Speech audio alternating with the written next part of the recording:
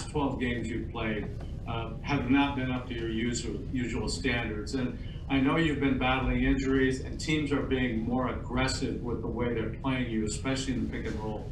And I'm wondering if the last game against Boston was a signal that you guys are changing up to try to help you get this kind of shots you used to get, or how you feeling about all that?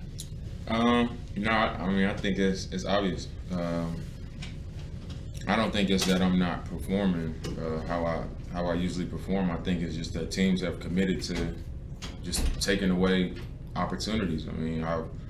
Against the Clippers, you see them face guarding me from the tip.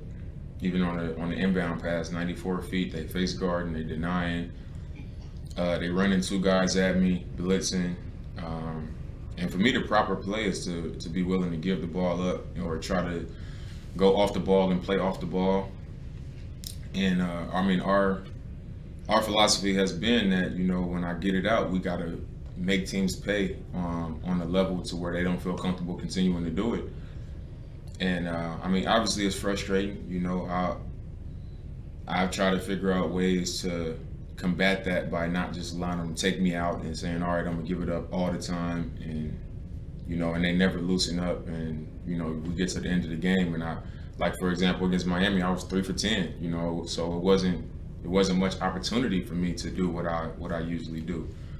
That's it. I think if that wasn't teams' focus coming into all these games, it wouldn't look that way. But that's what the game plan is, and I'm just trying to play the right way and do what I can. But that on top of nobody's feeling 100% at this point, just nagging things. But I think last game Boston didn't really defend me that way, and it looked different, So I think it's the way that I'm being defended more than anything. They literally just selling out, and that's that. Aaron Fentress, Oregonian. Hey, Damian, I saw you posted something on Instagram about Aldridge retiring. I want to ask you just what, that impacted you at all, or what you think about that. And then also you had a hashtag, what could have been, along with like a 10 photos or something like that. Yeah. What did you mean by that?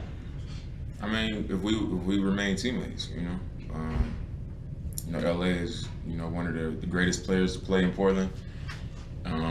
He was at the peak of his career when I got here. He was at his best.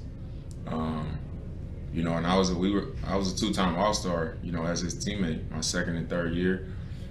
And with my development, had he stayed, CJ's development, who knows what that could have turned into. But I feel like I said, he's one of the greatest players to play here. His jersey should be retired here, and it's just sad that he couldn't go out on his own terms. The fact that it, something related to his health, which is the most important thing. Basically took him out of the game instead of him deciding when he wanted to stop. But he has, two beautiful sons, and me having kids now, I know how important that is to be around and watch them grow, and to be a part of raising them and loving them as a parent. That comes first. So I thought, when I told him, I feel like he made the right decision. Thanks. Orlando Sanchez, KGW.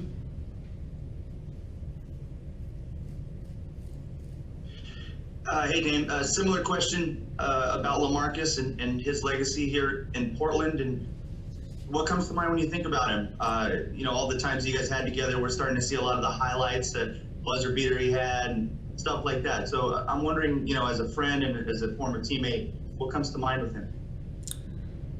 Just our time together, I think back to, how my first time being in the All-Star game and going to New Orleans, and how, as a young player, sometimes it can be uncomfortable because you're in a room full of stars that you grew up watching, and, you never been there before. So going into something like that with a teammate, and with him coming in the NBA and knowing, like, I'm about to team up with, LaMarcus Aldridge, I'm gonna play point guard, and, we got LaMarcus Aldridge was pretty cool, and I always think back to that time. When I came in and I was like, I just want to be the best the best compliment to him. You know, let him know he has like a real running mate in me. Like I'm be ready to go when it's good, when it's bad, whatever. And we had some good times, man. You know, I think he was at a point in his career where, you know, I was still kind of young.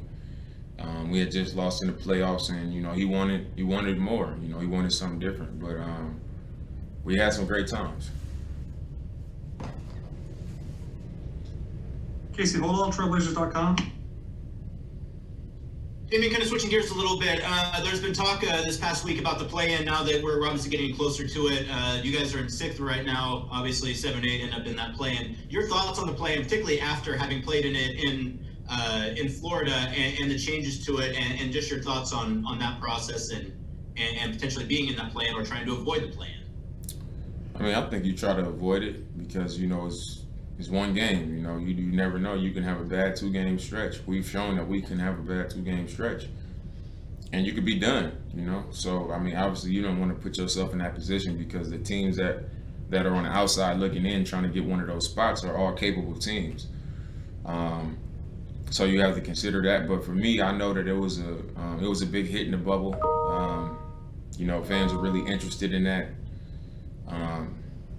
You know, it was a nice tweak, a different thing in a different season. I think they brought it back this season because of that. So I understand why people would complain about it. You work your ass off for a whole season to get one of the top 8 spots, and then you can, you know, in 2 days, you can be all that work and be out the door to a team that wasn't in the top 8. I understand it, but I also understand like the entertainment side of it. You know, the competitive side of it. I understand it. I understand both sides. But as a player,